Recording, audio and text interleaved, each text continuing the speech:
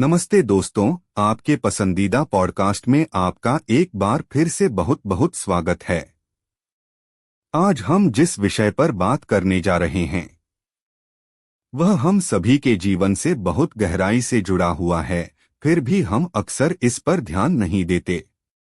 क्या आपने कभी इस बात पर गौर किया है कि आप जब अकेले होते हैं तब आपका सोचने का तरीका, आपका व्यवहार, आपकी समझदारी बिल्कुल अलग होती है, लेकिन जैसे ही आप किसी बड़ी भीड़ का हिस्सा बनते हैं तो अचानक आपके अंदर एक अजीब सा बदलाव आ जाता है। आप वह सब करने लगते हैं जो आप अकेले में शायद कभी न करें। आप भीड़ के साथ चिल्लाने लगते हैं, हिंसक हो सकते हैं, या फिर बिना सोचे समझे किसी अनजान दिशा में भागने लगते हैं। ऐसा क्यों होता है? इसी रहस्य को सुलझाने के लिए आज हम मनोविज्ञान के पितामह कहे जाने वाले सिगमंड फ्रायड की एक बेहद प्रसिद्ध और क्रांतिकारी किताब भीड़ का मनोविज्ञान और अहंकार का विश्लेषण यानी group psychology and the analysis of the ego पर एक लंबी और गहरी चर्चा करेंगे। फ्रायड ने इस किताब में इंसानी दिमाग और भीड़ के आपसी रिश्ते को इतनी बारीकी से समझाया है कि इसे सुनकर आप हैरान रह जाएंगे। सबसे पहले तो हमें यह समझना होगा कि व्यक्तिगत मनोविज्ञान और सामाजिक मनोविज्ञान में क्या अंतर है। फ्रायड कहते हैं कि शुरुआत में यह अंतर बहुत बड़ा लग सकता है, लेकिन गहराई से देखें तो यह अंतर काफी कम हो जाता है। एक इंसान भले ही अकेले में अपने बारे में सोचता हो, अपनी इच्छाओं को पूरा करने की कोशिश करता हो, लेकिन वह कभी भी पूरी तरह से दूसरों से अलग नहीं हो सकता। उसके दिमाग में हमेशा कोई न कोई दूसरा व्यक्ति मौजूद रहता है, चाहे वह एक आदर्श के रूप में हो, एक मददगार के रूप में हो, या फिर एक दुश्मन के रूप में। इसलिए हमारा व्यक्तिगत मनोविज्ञान हमेशा से ही एक तरह का सामाजिक मनोविज्ञान भी है। जब हम किसी व्यक्ति के उसके माता पिता, भाई बहन, जीवन साथी या डॉक्टर के साथ संबंधों का अध्ययन करते हैं तो हम असल में सामाजिक घटनाओं का ही अध्ययन कर रहे होते हैं। फ्रायड अपनी बात को आगे बढ़ाते हुए सबसे पहले गुस्ताव ली बोन नाम के एक विचारक के विचारों को हमारे सामने रखते हैं। ली बोन ने अपनी किताब द क्राउड में भीड़ के व्यवहार का बहुत ही शानदार वर्णन किया है।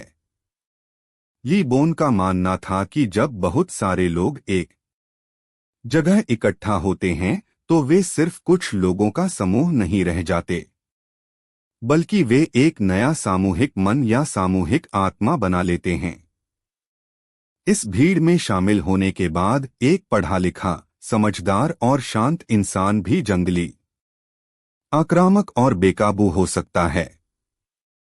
ली बोन कहते हैं कि भीड़ में व्यक्ति अपनी व्यक्तिगत पहचान और अपनी जिम्मेदारी का एहसास पूरी तरह से खो देता है। उसे लगता है कि वह अब एक बहुत बड़ी और अजेय शक्ति का हिस्सा है। इसलिए वह अपने उन सारे छिपे हुए और दबे हुए विचारों को बाहर निकाल देता है जिन्हें वह अकेले में समाज के डर से दबाकर रखता है।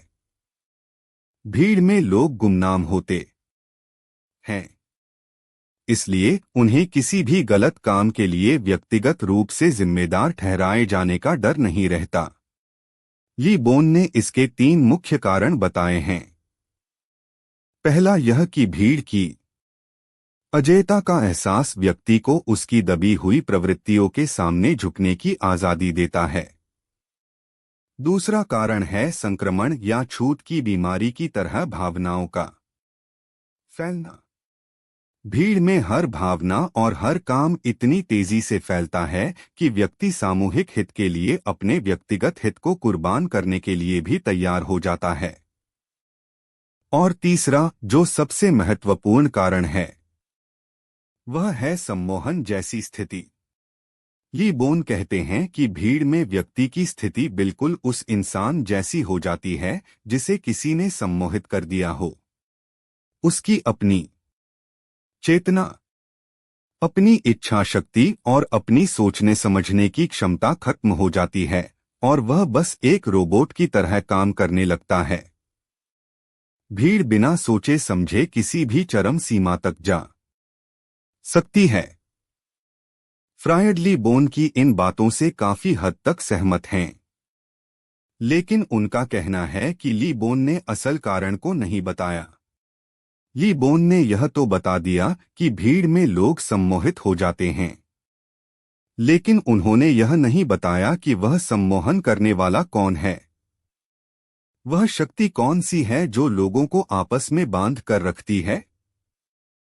इसके बाद फ्रायड मैकडूगल नाम के एक और विचारक की बात करते हैं।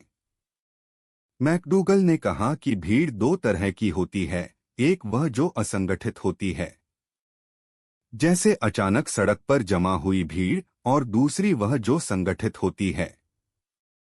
मैकडूगल का मानना था कि जब भीड़ संगठित होती है, जब उसमें नियम होते हैं, जब लोगों को उनके काम बांटे जाते हैं, तो भीड़ का बौद्धिक स्तर गिरता नहीं है, बल्कि वह बेहतर काम कर सकती है। लेकिन फ्रायड इन सब बातों से आगे जाते हैं।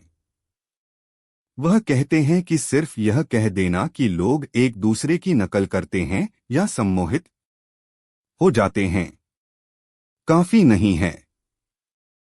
हमें इसके पीछे के असली मनोविज्ञान को समझना होगा।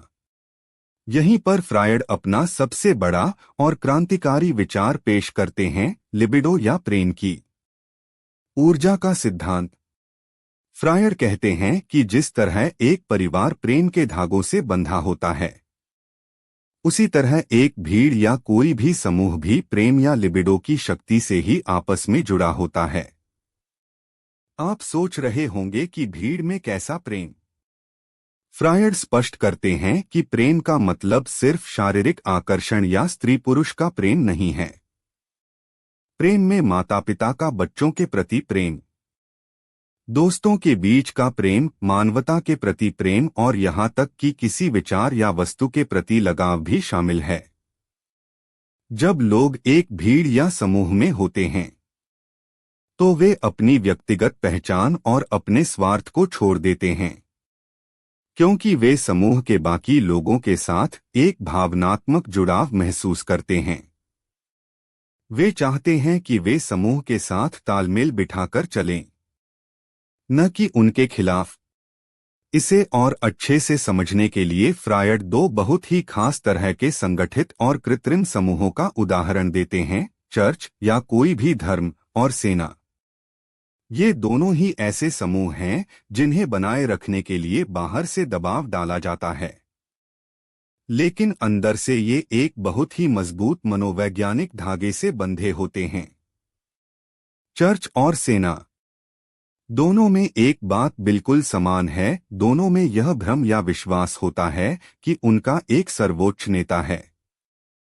चर्च में ईसा मसीह या ईश्वर, और सेना में कमांडर इन चीफ, जो समूह के हर सदस्य से समान रूप से प्यार करता है। यह विश्वास ही वह गोंद है जो पूरे समूह को जोड़कर रखता है। अगर यह विश्वास टूट जाए, तो पूरा समूह ताश के पत्तों की तरह बिखर जाएगा। चर्च में हर ईसाई यह मानता है कि ईसा मसीह उनके बड़े भाई या पिता के समान हैं और उन सब से बराबर प्यार करते हैं। इसी प्यार की वजह से सभी ईसाई एक दूसरे को अपना भाई बहन मानते हैं और आपस में जुड़े रहते हैं। इसी तरह सेना में भी हर सैनिक यह मानता है कि उसका कमांडर सभी सैनिकों की समान रूप से परवाह करता है, और इसी भावना से सैनिकों के बीच भाईचारा और एकता पैदा होती है। फ्रायड कहते हैं कि इन समूहों में हर व्यक्ति दो तरह के भावनात्मक रिश्तों से बंधा होता है, एक रिश्ता नेता के साथ और दूसरा रिश्ता अपने साथियों के साथ। अगर कभी ऐसा हो कि यह रिश्ता टूट जाए तो क्या होगा? तब पैदा होती है दहशत या पैनिक। फ्रायड सेना में फैलने वाली दहशत का बहुत ही सटीक विश्लेषण करते हैं। जब किसी सेना में दहशत फैलती है तो सैनिक अपने कमांडरों का आदेश मानना बंद कर देते हैं। वे सिर्फ अपनी जान बचाने की सोचने लगते हैं। समूह के प्रति उनकी सारी भावनाएं खत्म हो जाती हैं। ऐसा अक्सर तब होता है जब सैनिकों को लगता है कि उनके नेता ने उन्हें छोड़ दिया है या नेता मारा गया है। जैसे ही नेता के साथ जुड़ाव खत्म होता है, वैसे ही साथियों के साथ भी जुड़ाव खत्म हो जाता है। हर इंसान खुद को अकेला महसूस करने लगता है और खतरे को जरूरत से ज्यादा बड़ा समझने लगता है।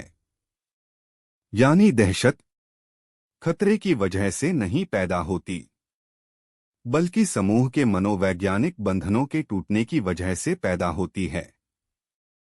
इसके बाद फ्रायड धर्म के पतन का भी एक काल्पनिक उदाहरण देते हैं। अगर लोगों का ईश्वर पर से विश्वास उठ जाए तो न केवल वे ईश्वर से अलग हो जाएंगे, बल्कि वे एक दूसरे से भी नफरत करने लगेंगे, क्योंकि तब उनके बीच वह प्यार का बंधन नहीं रहेगा जो उन्हें जोड़े रखता था। फ्रायड इस बात पर भी जोर देते हैं कि हर धर्म मूल रूप से अपने अनुयायियों के लिए प्रेम का धर्म होता है, लेकिन जो लोग उस धर्म को नहीं मानते उनके प्रति वह अक्सर बहुत कठोर और क्रूर होता है। यह इंसानी फितरत है कि हम जिनसे प्यार करते हैं उनके साथ समूह बना लेते हैं, और जो हमारे समूह के नहीं होते उनसे नफरत करते हैं। लेकिन भीड़ में जब हम अपनों के साथ होते हैं तो यह नफरत और स्वार्थ गायब हो जाता है। अब फ्रायड मनोविज्ञान के एक और गहरे रहस्य की तरफ बढ़ते हैं, पहचान या आइडेंटिफिकेशन। यह वह तरीका है जिससे एक इंसान दूसरे इंसान के साथ अपना भावनात्मक जुड़ाव महसूस करता है। फ्रायड ओडिपस कॉम्प्लेक्स का उदाहरण देते हुए बताते हैं कि एक छोटा बच्चा अपने पिता की तरह बनना चाहता है। वह अपने पिता को अपना आदर्श मानता है। यह पहचान की पहली अवस्था है। इसी तरह बच्चा अपनी मां से प्यार करता है। वह उसे पाना चाहता है। समय के साथ ये दोनों भावनाएं टकराती हैं और बच्चा समझता है कि पिता उसके रास्ते की रुकावट है। तब उसकी पहचान में थोड़ा गुस्सा और नफरत भी शामिल हो जाती है।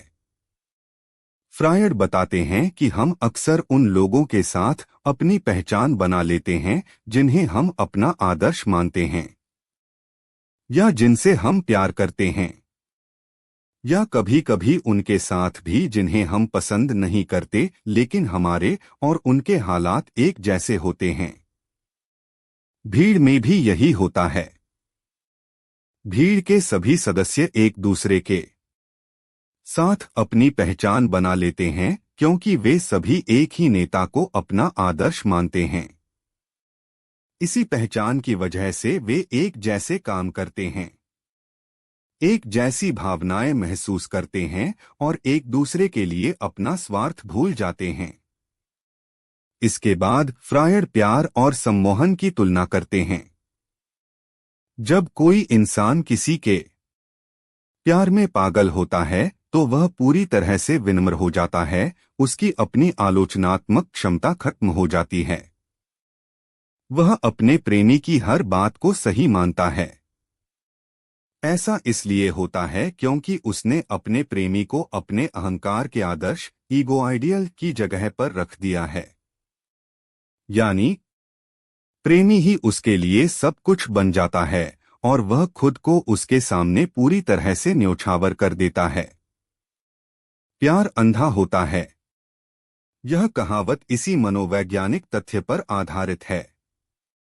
सम्मोहन भी कुछ ऐसा ही है, बस इसमें शारीरिक संबंध की कोई इच्छा नहीं होती।